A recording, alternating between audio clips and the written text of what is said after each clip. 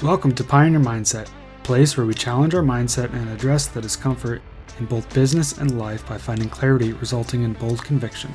I'm your host, Garrett Ruskamp, fifth-generation farmer, husband, and father from rural Nebraska. Whether you're navigating frustration from past decisions or worry about the uncertainty you face today in your business, we're going to learn from our struggles and take on new challenges with a resilient mindset. Join me as I share my journey of struggles I faced in agriculture as a farmer and family man. I'm ready to dive into honest conversations to tackle the mindsets surrounding key issues that rural ag business owners face that will ultimately help you gain control, leading to a profitable and sustainable business. Let's adapt to Pioneer Mindset and get to it.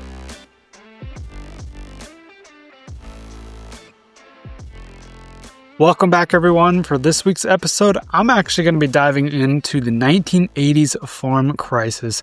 And before I get into that, if you haven't caught last week's episode where I brought my dad on to the podcast and him and I just kind of discussed our family farm operation, the history, what got us to where we are today, really valuable episode there. Go give that a listen, because as I get into talking about the 1980s, I'm actually going to bring him back on for another segment of kind of really diving into what his take was like in the 1980s, as he graduated college and was coming back to the farm right in the 1980s. And so we're going to dive into that here at the end of this episode. So if you haven't listened to last week's episode, kind of on the history of our farm, really appreciate Dad coming on to do that. And so give that a listen. But, we're going to dive into this week's episode talking about the 1980s farm crisis. And what really got me to thinking about this is I had a good friend of mine, his name's Cody. He had shared this documentary with me that was put together by Iowa PBS, basically talking about Iowa's farms within the 1980s. And I think Iowa, from the sounds of it, was probably hit the hardest with the 1980s and the farm crisis and everything that happened there. And now, a full disclosure, I did not live through the 80s. I'm a 90s kid, and that's when kind of my decade started. And so that's when my era started. And so I did not live through them. But I really enjoy history. I really enjoy learning to how we got to where we are today.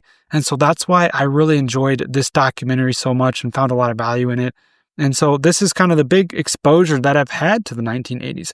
My dad talks about it from time to time, but it's probably not as prominent as some might be and say, maybe their dad's talking about it or constantly bringing it up. So this for me was a really good exposure to the 1980s and kind of what led up to the 80s, kind of the 1970s. And really the big thing that here with watching this documentary was tying this back to where we are today. Some similarities, can history repeat itself? Are we currently in another farm crisis? And so I think that can be argued back and forth, but at the end of the day, I just wanted to kind of talk about this and see my perspective from this documentary. And I'll definitely kind of, whether it be in the show notes or whether it be sharing on social media, share the link to this documentary, or you can look it up. It's Iowa PBS and the 1980s farm crisis. So go give that a listen or go watch that, because they did a really good job there. And so I want to talk about, first kind of basically what led up to the 1980s and the farm crisis. And like I said before, I did not live this. And so this is me just kind of from the outside speaking, outside looking in, things that I think kind of really led up to that in the sequence of events, right? And so really, as we talk about the 1970s, maybe an era that was really a lot of good times, a lot of things were flowing. We had cheap interest rates, so we had cheap money. We had a lot of farmers coming back to the operations, and they were doing good. They were rolling, right? And we had good prices. And so from the sounds of it, it was a really good time to be in farming, to be in agriculture. So there's probably a lot of expansion going on. And at one point, the documentary actually laid out that the government said, kind of with the current administration at that point in time, they said, basically get big or get out, get big or go home, right? And so at that point in time, there's a lot of farmers that probably did a lot of expanding, probably, maybe bought the farm next door or expanded their hog operation or expanded into cattle or whatever the case was. Or maybe they had big families, a lot of big families back then. Maybe they tried to get their sons back to the operation. And so they took on more land and more debt to do so. But, at that time, I'd say there was, like I said, a lot of cheaper interest rates. And when you have good times, you have cheap money, I feel like what happens is we tend to get some relaxed lending standards. And so the things from an operational standpoint maybe are not as tight as what they should be. And from, farmer standpoint, in that decade, in that era, in that generation, and I'm going to probably repeat this many times, is they were really good at working hard and producing the crops, producing the livestock, similar to what we are today. But I feel like that generation specifically, they knew how to work. They knew how to crank it out, and that's how they made money. The harder they worked, the more money they could actually make. And so with that being said, it made it probably really easy to focus on the work and not maybe utilizing the farm as an actual business, right? And so that was kind of laid out in the documentary that I feel like a lot of people were maybe somewhat naive in that. They didn't talk about business. They didn't worry about it. As long as they were working hard, they were making money, they had money in the account to, do the things that they needed to do. They weren't worried about it. And to some extent, I'm thinking the bankers were probably the same way. I mean, like I said, cheap interest, times were rolling, times were good. They were doing what they had to do, doing what they thought they needed to do, like I said, to either expand or bring that next generation back to the operation. And I feel like that's similar. That all kind of comes and goes in cycles. See, I mean, at the end of the day, that's kind of the big picture here, is that everything kind of comes and goes into cycles. So now, as we get into the 1980s, what really actually started happening, and the one thing about this documentary that they really laid out was the emotional side of things, right? They wanted to pull you in, keep you watching, and so they did a really good job with, really laying out the emotional side of things. What happened? What were the different perspectives from maybe even senators, maybe different farmers, producers that they had on. They even had some, maybe a journalist, maybe a farm economist, those that were actually helping with the farm crisis, maybe some, financial consultants. And then they even had priests on there that were dealing with the hardships there. So in the 1980s, with all these hardships, I feel like a lot of times, especially early on, before things really ramped up to where it became like a movement or a community, in say the mid 1980s, to where there was more people affected by this. To start, it was probably more isolated, or oh man, Joe's farm down the road, they went out of business, or their farm was foreclosed on. Before it was a lot of people, there was probably a lot of isolation and probably a lot of shame in that, I'm the one that didn't make it. I'm the one that didn't survive. And so they really pull you in by showcasing that emotion. And that's truthfully what kind of pulled me in. And I'd say for most people that have, maybe been close to that, maybe have witnessed foreclosure themselves, maybe it was their neighbors, maybe it was their uncle's operation, maybe it was their grandparents, maybe it was their operation, okay?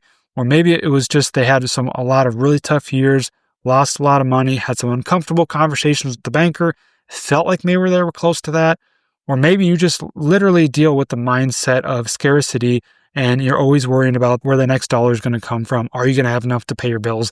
And I feel like that's pretty common, because I feel like at some point we have all been probably broke, or felt like we were broke, or felt like we were going broke, right? I mean, one of those three different stages. And I'm no different. We went through, as those that know the hardships in our operation went through that hard time to where we did expand, okay? We did take on more debt so I could come back to the operation. At the end of the day, me talking to you through this microphone, I'm the son of the father who tried to get his son back to the operation. And in doing so, we took on a lot of debt. In doing so, we went through our own hardships.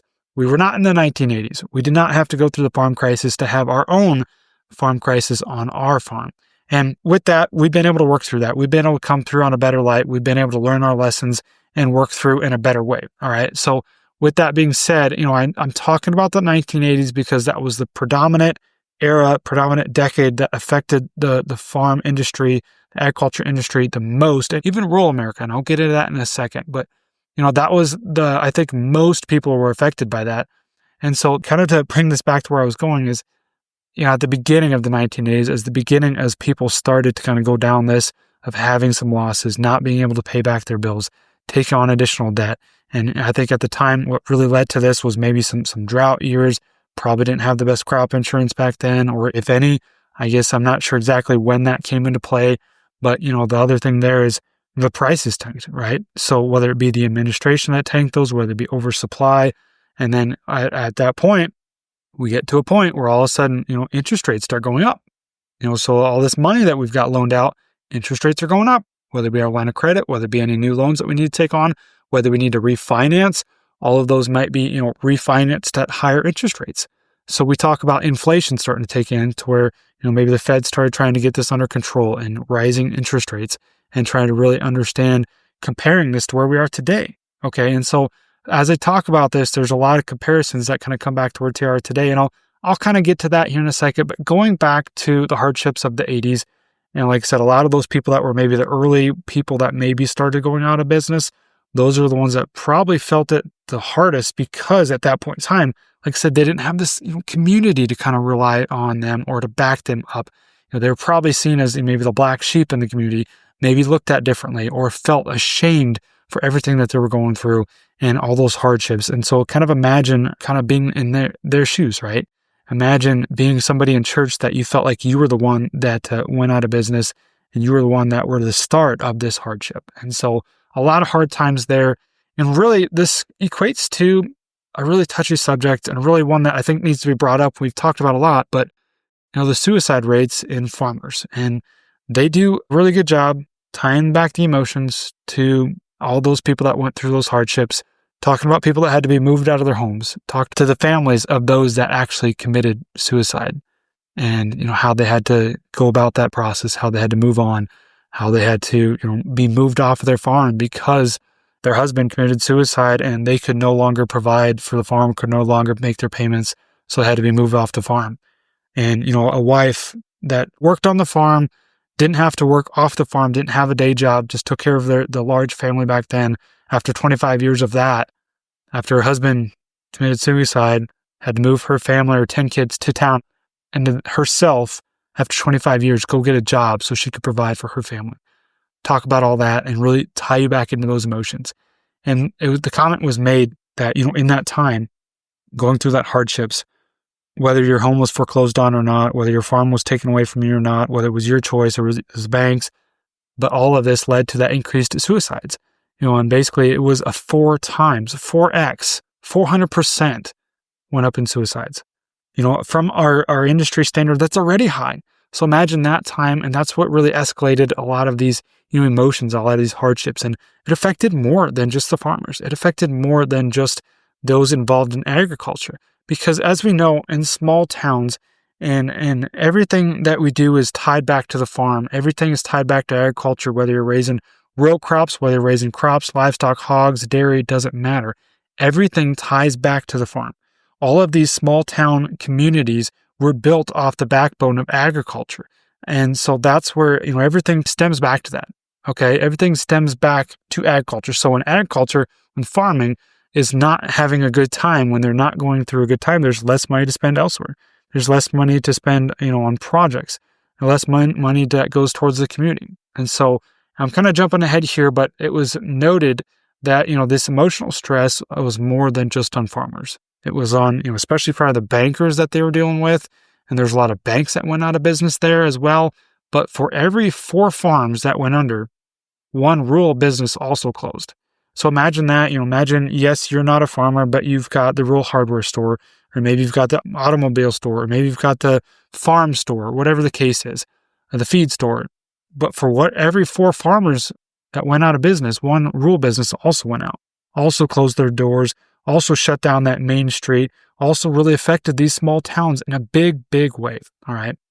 And so kind of going back to the documentary, the one thing that they really portrayed, kind of going back to the severity of all of this, was talking about the white crosses that were actually placed on maybe courthouses or, in a place of community where they gathered, and they could, really escalate the severity of the situation. So all these crosses, 1 cross was placed for every farm that went out of business, and every farm operation that had to be closed, whether it be their choice, the bank's choice, being foreclosed on, maybe it be a sheriff's sale, whatever the case is, doesn't matter.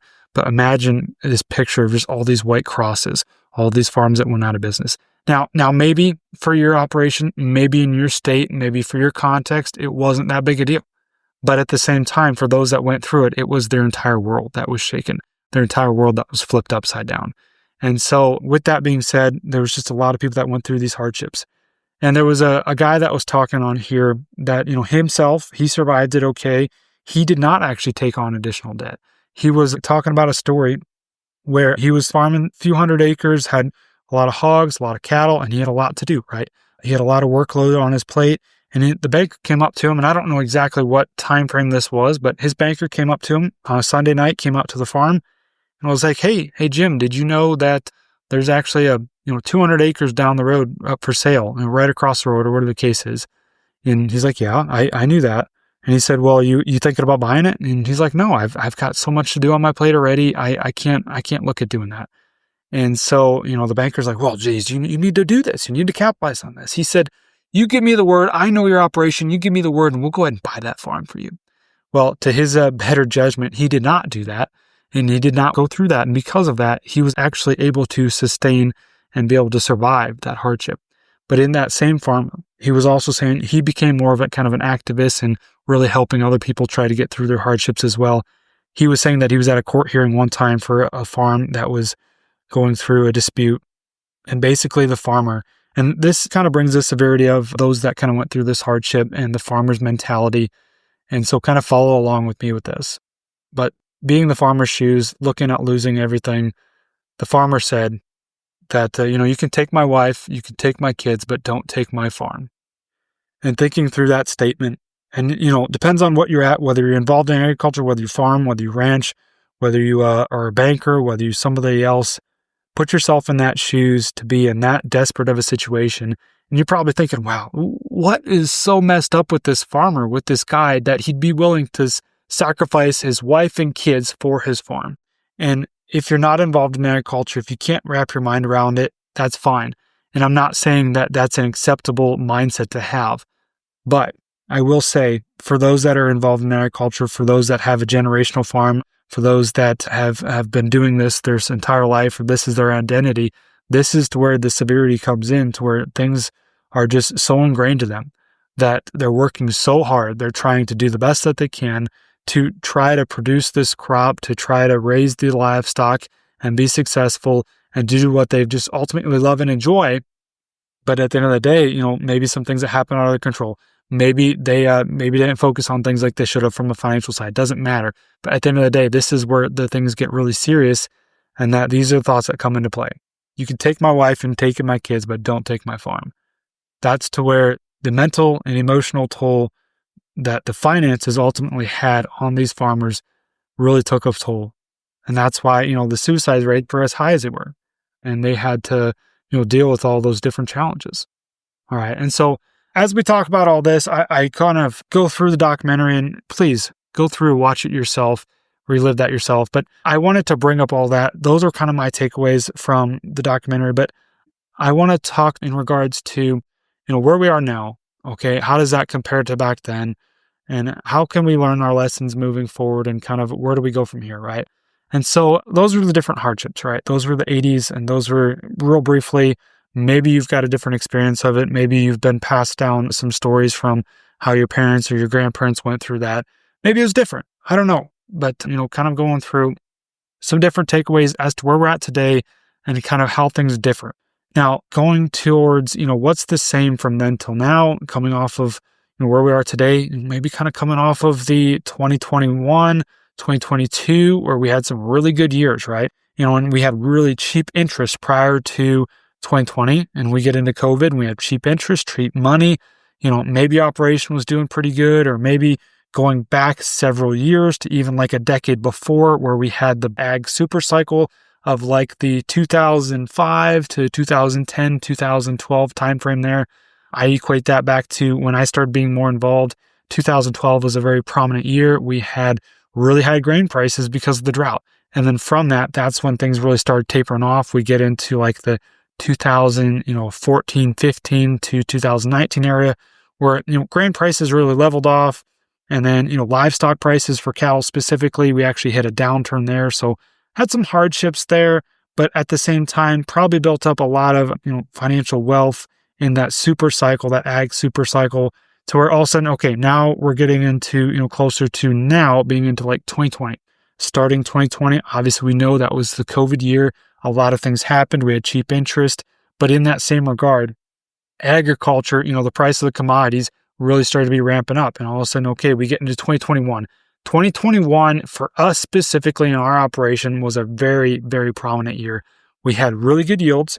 Our small grains did good. Our wheat did good. Our alfalfa did good. Our corn did good. Our beans did good. Everything just did awesome. All right. Cattle prices at that time were maybe starting to tick upwards, but from a row crop sector, which is a good portion of agriculture, everything was doing really good, and we had cheap interest rates. So at that point in time, we're getting a lot of good prices for our crops. Little side note here, in 2021, that was the first year that I myself, had a piece of ground in my name where I started farming my own. All right. And so 2021 was the first year. That year we had a bumper crop. We raised 250 bushel corn and we had phenomenal prices, right? We sold $6, $7 corn. And so it was, man, things were flowing. Things were making money. Things were rolling really good. Once again, cheap interest rate. And what happens? What happens in good times? We tend to get relaxed. We tend to think the good times will last. We tend to think that we can do no wrong, or we'll be fine spending this extra money. And so we do that. Maybe we go through an expansion. Maybe we go through something else. We expand, or we upgrade equipment. We start bankrolling because money's flowing in. We got to do something. We don't want to pay Uncle Sam. We want to make sure that we're moving operation in the right direction. So kind of equating kind of the early 2020s, the last 5 years, to maybe like the 1970s-ish, so some comparisons there, some kind of similarities there to some different timeframes. All right. And so that's where I see where we are today, kind of comparing that. And I'm not saying that, the farm crisis is ever going to repeat itself, but, history does have a tendency to somewhat repeat itself. And so now, whether it's to that extent, it's hard to say. But, I'm just kind of posing some different ideas as to some similarities to then versus now. And then I also want to talk about what's different for today and what are kind of the pros and the cons of that. And I want to make it note that as I kind of discuss this, kind of throw these different ideas out there, these are just things, one that I've witnessing, one that I've kind of got experience with firsthand, and one that I've, as I talk to different farm operations, some different things that I've seen there as well. And there's pros and cons to these things as well. There's always two sides to that. And that's one the thing when it comes to agriculture is it's not just black and white. There's a lot of gray area there. There's a lot of gray that we need to navigate. And we need to come to this with an open mind, open perspective, back to that pioneer mindset, right? What kind of perspective do you actually have, not being closed off with these different ideas and talking about, as these things that are different today versus the past or the 80s, or looking back at some other hard times, what are the good things? What are the bad things? What are the pros? What are the cons? How can they ultimately affect us? And kind of take it all in with a grain of salt, having an open mind as we go and move forward, and we kind of talk about these different things. All right, so what do I kind of see as some differences? And I'm going to kind of go towards the pros first, and kind of some things I do think are good, and the differences that are ultimately good. So today, as we talk about the 2025, I'd say the technology obviously has changed a lot from back then. And we've got phones that we can do so much with. We've got the GPS that's controlling our tractor and our planter. And we've got the hybrids. I mean, geez, all the yields that we can pull from the crops that we raise, and everything that we can do there to ultimately help our revenue out there. So there's a lot of technology out there today, and that's evolved so much and will ultimately continue to evolve, right? And so, that has changed so much. That's a big difference from where we were back in the 80s. And so I'd say it's a pro. There can be some cons there, but I'd say ultimately it's a pro. Can help us, produce more revenue. It's got the technologies that we can be more efficient with. In that same regard, kind of flip that, on the technology with the hybrid side and all these yields, it all kind of comes back to overproducing our supply. Farmers are really good at producing that crop, and they're going to do the best that they can to produce the most crop possible. And so, and with that, to get the most revenue, right? That's what we're trying to do, is to maximize our revenue. But with that, as we all collectively do the same thing, we oversupply our demand, and that's what can sometimes tank our prices. And so that can really be a detriment as well. And so there's two sides to that, kind of a double-edged sword there. Now, another pro is I'd say there's ultimately a lot of opportunities out there today. Now, whether it be an opportunity to diversify and something that's not even in agriculture, to maybe use the skill sets that you have to talk to a microphone, to maybe start a podcast, maybe start something else that maybe can be a different income stream or different revenue stream to diversify in some regard. And so there's lots of opportunities out there. Maybe the opportunity for you is to have your own farm, and you farm on the nights and weekends, but you have a day job that you can work from home. Maybe your spouse can work from home virtually. So there's those type of opportunities that play along with the technology that has ultimately changed, right? So there's so many different opportunities in that regard, and opportunities to maybe even start a side business or a different side hustle, or to bring something on that works in conjunction with the farm. And so there's really good opportunities there. And that kind of goes in hand with the next one, is just the diversification.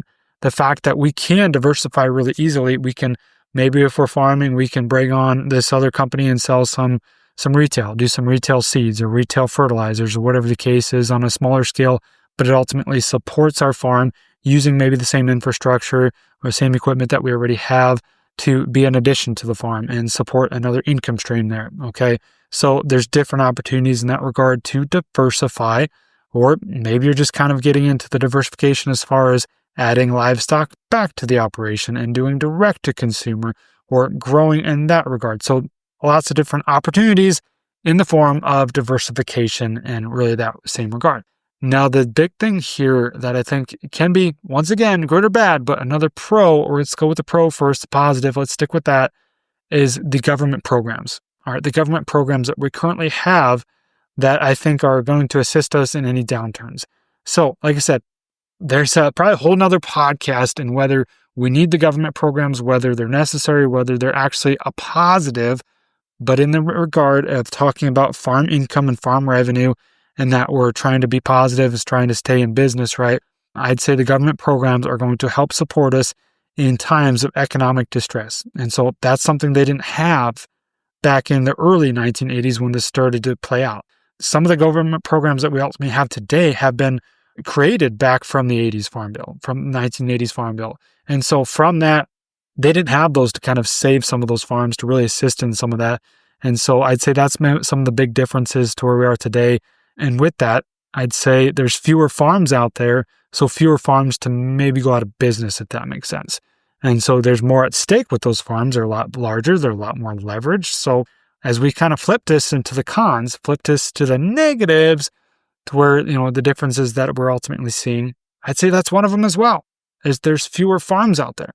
There's fewer people, fewer farmers, less people that actually remember the 1980s and going through that crisis, or that actually lived through it or actually remember it, right? And so there's less people to utilize the experience and the knowledge and expertise as we eventually, at some point or another, going to go through our own hardships in our own generation, in our own cycle as history tends to repeat itself, right? And so with that, kind of another side note there is, I think it's important, and this is going to kind of jump ahead to the lessons learned, but I think every generation has to kind of learn its own mistakes, learn its own lessons.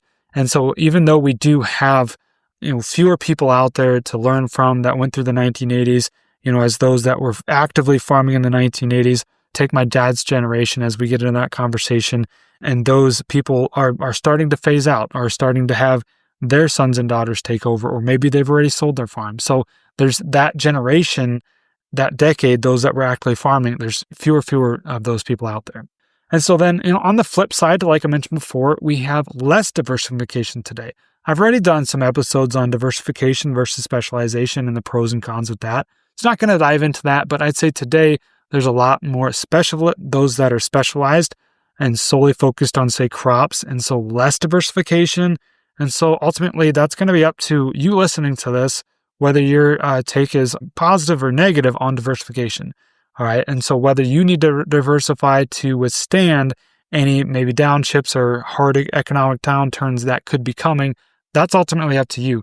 But I'd say in general, there's just less diversification today than what there ultimately was. All right. Now, big thing here. I'd say today, another con comparing to where we are today, in the past, is the inflation. Now, you're always going to have inflation, right? But if we look at inflation today, I feel like especially the ramp up in inflation from where we were in, like, say, 2020 and 2021, we all know that inflation has been, huge, right?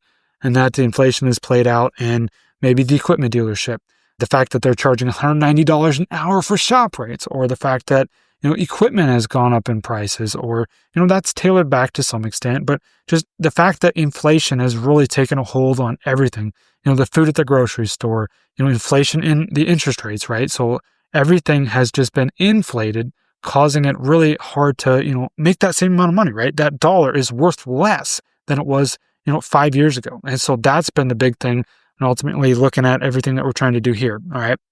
And so with that same regard, with inflation, is everyone wants to take their piece of the pie. Everyone wants to have their cut, right? So there's a lot kind of going out, a lot of expenses going out, and so there's just ultimately more expenses. Now things have changed as far as, maybe we can grow more yields, we can have more revenue, And then we go back to land cost, which is going to be my next point here. But at the end of the day, we look at as farmers and ranchers raising a commodity. For most of us out there, we're raising a commodity. We're all just working off a margin. We're all just working off of, what can I produce this for and what can I sell this for? And that's that margin. And so in general, I'd say that margin probably isn't much different. Probably is even less because we've got so much more at stake. We've got so much with inflation. We've got so much more leverage within our operations. That brings me to my next point here, land cost. Land cost is the difference from back then because we've had this such inflation in land costs. Now, depends on what your take is on this. Once again, could go two sides to this. Could be good because now we've got an asset that's worth more. But truly, at the end of the day, with an asset that's worth more, is it really a benefit if you're not going to sell it? Is it truly only a benefit to you and your operation if the asset is inflated, if it's worth more, if you're going to actually sell it? So with that, yes, it's good because we've got more wealth. We can add this to our balance sheet. But in that same regard, usually what happens as farmers that are over leveraged or highly leveraged, I should say, is we tend to use that asset to borrow more. Now, if you're going to be smart with your money, you're going to borrow more for an asset that is going to really pay you back and have a really good return on investment. Sure, that's great. But generally, we borrow more to maybe refinance. We borrow more to put in more crops or take on more debt or to pay for this next farm that we want to buy at a higher rate. So at the end of the day, I'd say land cost is kind of a con. I'd say that's one thing that's been kind of a negative because it's increased so much substantially. It's caused kind of a false increase there, a false sense of value there to some extent, especially if you're not going to sell that.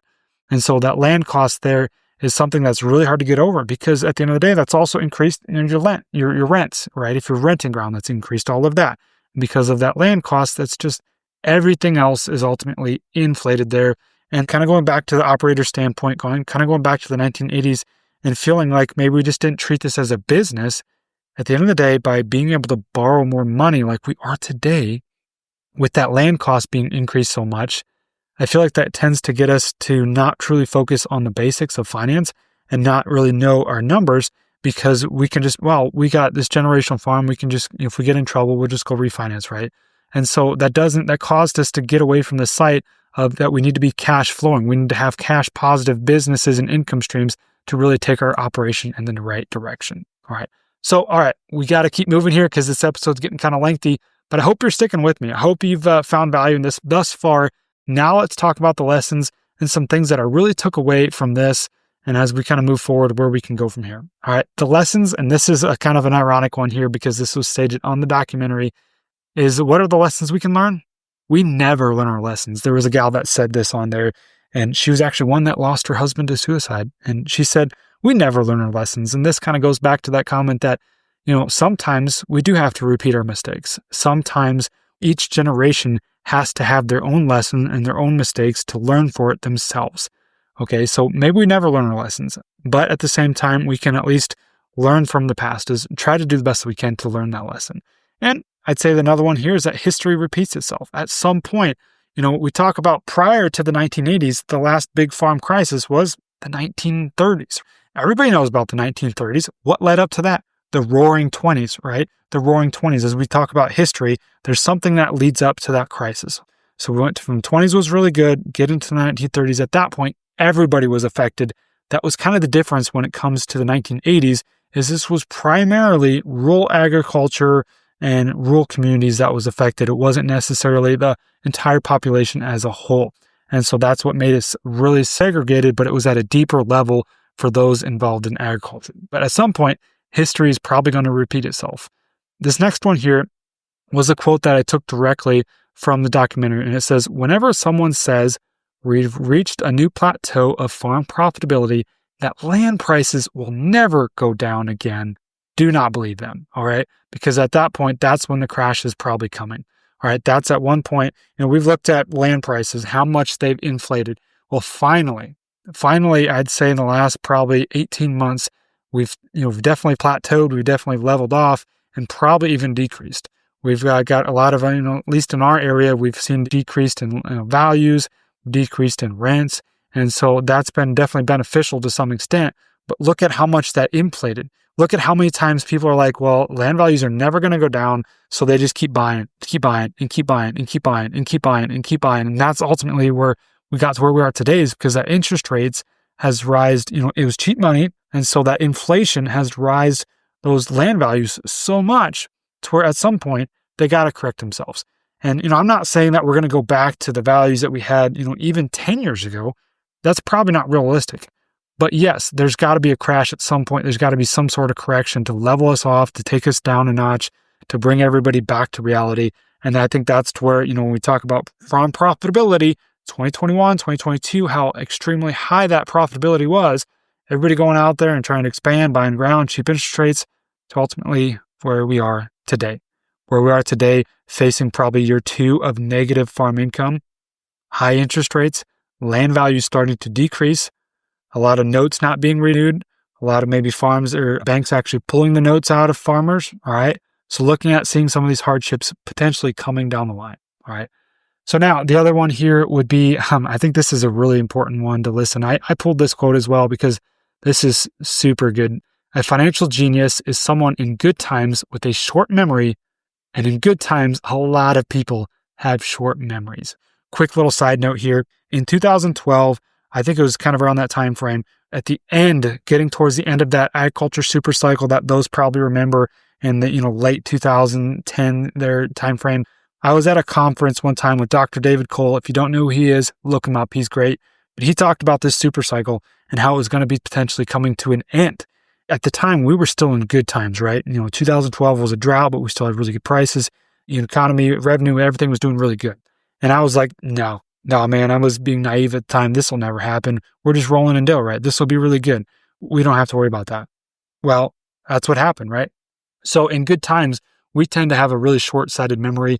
And that's why I think it's what we do in good times that are just as important as what we do in bad times. And what we do in good times will ultimately set you up to weather the bad storm, okay? Whether you do the things you need to do in place to pay down debt or to set some cash aside for the bad times, whatever the case is, whatever the strategy is, doesn't matter. But it's what you do in the good times that truly, truly matters. And so a financial genius is someone in good times with a short memory. So really good quote there.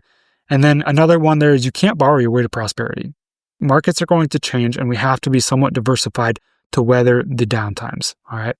And then this one here, as I leave you with this one here is going to really hit home. Farmers love to farm. And so for them, agriculture is a virtuous gamble where the odds of a bountiful harvest get better the harder they work. The harder they work. That's kind of the key one right at the end there. I was raised by the generation that came from the 1980s. And when they worked hard, they made a good living, or even prior to that.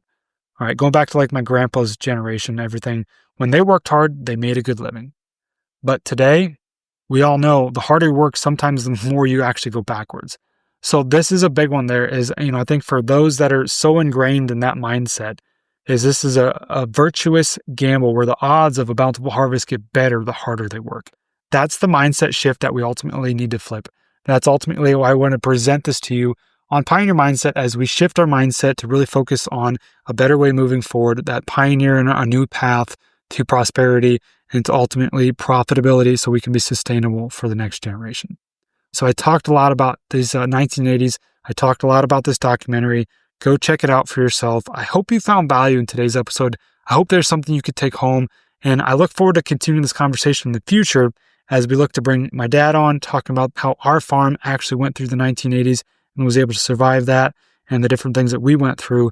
But then ultimately looking at any hardships that we've had to go through back in our operations, whether it be, maybe it was the 90s in your decade in your operation, maybe it was the 90s in the hog crash or the different things that happened then. All right, whatever the case is, looking back on history, trying to do the best that we can to learn that lesson, but then ultimately remembering that maybe we just need to weather our own storm. Maybe for each generation, for our generation, for you specifically, there's going to be hard times. What can we do to actually weather that hard storm? What can we do in the good times to make sure the bad times do not actually sink us?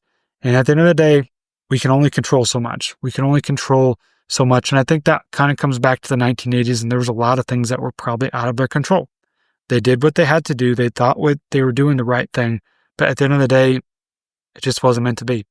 And that's a hard reality to kind of grasp. That's not saying that it was their fault, not saying that something could have been done to have a different outcome. But at the end of the day, there's only so much that we can control. So with that, I'm going to close this out. This was a good episode. I hope you found value in this. Stay tuned as we talk to Dad and bring him back on, and we kind of dive into that episode. That's all I have for now, and we'll catch you next time. Thanks for tagging along with me today as we sharpened our mindsets.